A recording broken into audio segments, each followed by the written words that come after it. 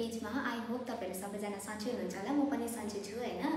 अन्त चाहिँ मैले आजको भिडियो चाहिँ कसको लागि लिएर आइरहेको छु भन्दाखेरि चाहिँ यस आजको भिडियो चाहिँ मैले तपाईहरुको लागि लिएर आएको छु जसको चाहिँ एकदमै ज्यादा हेयर फल हुन्छ। अब मेरो पनि एकदमै ज्यादा हेयर फल हुन्थ्यो अनि अहिले चाहिँ मेरो हेयर फल पुरा ज्यादा कन्ट्रोल भएको छ हैन, मतलब झर्दैन अहिले चाहिँ हैन। नभए चाहिँ पहिला चाहिँ मेरो सुतेकै जग्गा बेडमा पनि हेयर त्यतिकै बाल झरिरहेको, अनि वाशरुम गयो वाशरुममै कपाल हैन, अनि किचनमा गयो किचनमै कपाल, त्यति साह्रो चाहिँ मेरो झर्थ्यो के। अब मलाई चाहिँ पुरा डर लाग्यो, मलाई त केही बिमारी त भएन के भन्ने हुन्छ नि, त्यस्तो टाइपको चाहिँ मलाई हुन्थ्यो हैन।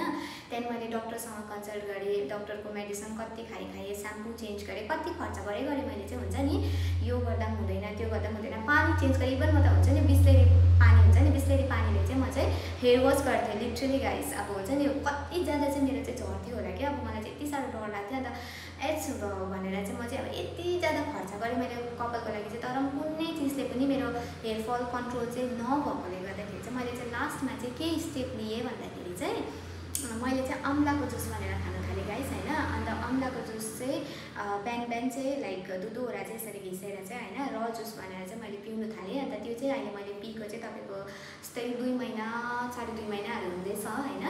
अन्त मेरो चाहिँ 1 महिनाहरूदेखि चाहिँ रिजल्ट देखाउन थाल्यो हैन। अन्त अब हजुरहरूले पनि ट्राई गर्न सक्नुहुन्छ, अब तपाईँहरूको पनि एकदमै बेसी हेयर फलहरू हुँदैछ। सो यस गाइस, मैले चाहिँ यो अमलाको विषयमा कुरा गरिरहेको थिएँ हैन। अन्त चाहिँ यो अमलाको चाहिँ तपाईँको हेयर फल कन्ट्रोल गर्नुमा मात्रै हेल्प नगरेर चाहिँ अरू पनि मल्टिपल हेल्थ बेनिफिटहरू छ हैन। अन्त हजुरहरूले हेरेर ट्राई गर्न सक्नुहुन्छ हैन। अन्त कसरी बनाउँदैछु मैले हजुरहरूलाई देखाएको छु, हजुरहरूले पनि यसरी नै बनाएर ट्राई गर्न सक्नुहुन्छ। सो गाइस, आजको भिडियो चाहिँ यति नै हैन। आई होप तपाईहरुलाई मन पर्यो होला, अन्त तपाईहरु पनि ट्राई गर्न सक्नुहुन्छ हैन। अन्त thank you so much for watching. भेटौँला फेरि नेक्स्ट ब्लगमा। Thank you, bye by.